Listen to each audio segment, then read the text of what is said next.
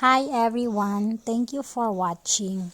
Gagawa po tayo ngayon ng meringue cookies. Ito po yung mga ingredients na kailangan. Egg whites at room temperature.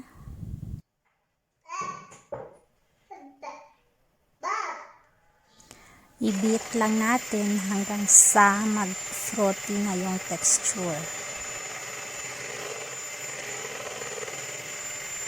Kapag na-achieve na natin yung frothy texture, pwede na natin ilagay yung sugar.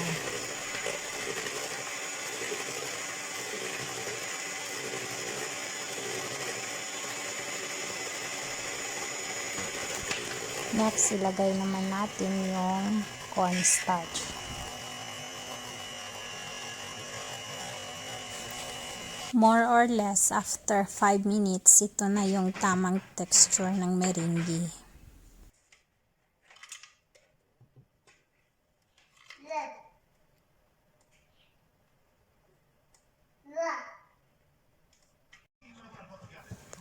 Ilagay na natin ngayon sa piping bag.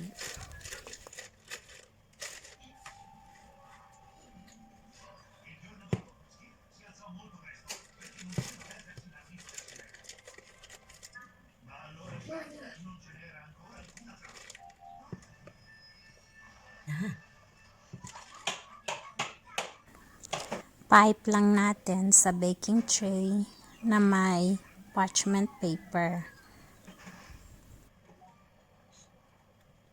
Set lang natin yung temperature ng oven, 90 degree Celsius.